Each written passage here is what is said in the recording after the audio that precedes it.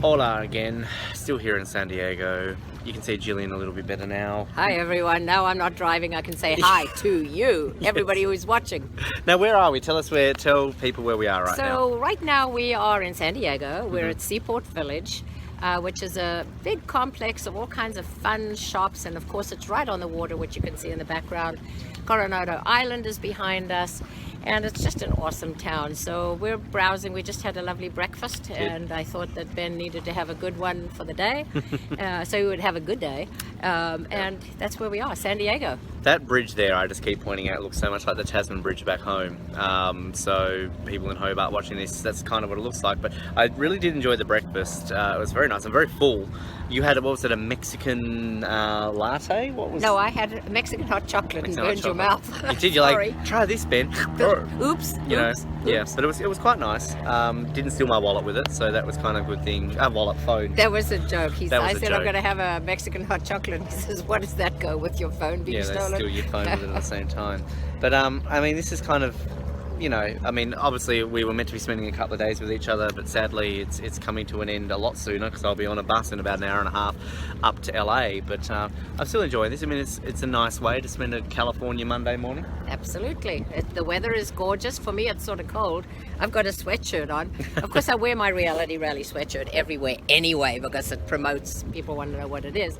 And secondly, Ben's sitting in t-shirt and shorts, so it's obviously warm for him, but cool for me. I mean, again, the last 2.5 weeks I've been surrounded by snow, but I mean, this is just, I guess, a nice normal day in Hobart right now to me. So I'm just not cold and not hot. I'm just normal.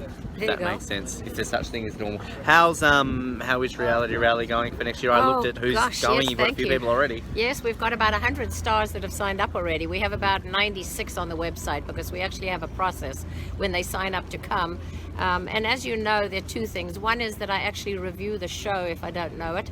I review the star if I don't know them, because we really and I know this sounds like I'm a moral police, but we're very, very careful about our image and our everything else that goes with that. And I know that the stars who come don't want to have trouble while they're there either.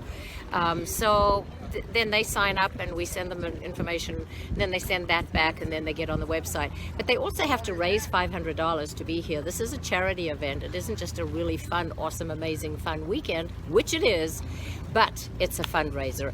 And there's no way I can cover costs for people just to come and have a fun party. That's not what it's about. So yeah, it's going great. The lip sync battle is going to be amazing again. Right. It's at Palo Mesa Resort. It's going to be really, really awesome. We will again have 14 groups competing, public versus reality stars. Then the reception at Wilson Creek is falling into place beautifully again. Casino fundraiser, about 14 restaurants providing food, Wilson Creek wine. It's going to be just red carpet. It's going to be amazing again. And then, of course, Saturday, the amazing race kind of game. Yes, so much fun. So this year we've introduced a few other little tweaks, which I'm not going to talk about because otherwise it's not a fun surprise. It's just like all these shows. Survivor always has a sudden change. So we have a few tweaks ready to go. And it's going to be through 12 challenge checkpoints this year. And actually the teams can actually earn a skip it from a different getting out of a challenge if they want to hurry up by raising $1,300 for their team. Now that's 3 people raising $1,300 between them. It's not much, and that means that they'll have a game advantage. So that's cool. So if you raise like $3,900, you would get 3 skippers. Well, if you raise $4,000, you get a U-turn. And if there's only one skip it. Otherwise, somebody might not play the game at all. Yeah, I was going to say you could raise like $20,000 and then basically, I win. Game. Right. Okay. So, and the Three Amigos are a good example of that. They always raise at least $12,000. And I want them to have fun playing the game. Sure. And of course they could say, well, they won't use a skip it, but still, that's the reason we do that. And then Saturday is the festival. We're going to have autograph signing, over 100 reality stars signing autographs, performance groups on the steps of City Hall, children's games, and just fun for the afternoon. And then the Celebrity Chef Showcase is going to be awesome this year. year. Sadly, the weather altered things this past April, and we had to move the Chef Showcase indoors in a huge hurry. And it was too small. It was a bit of an issue, but the Chef Showcase itself was great.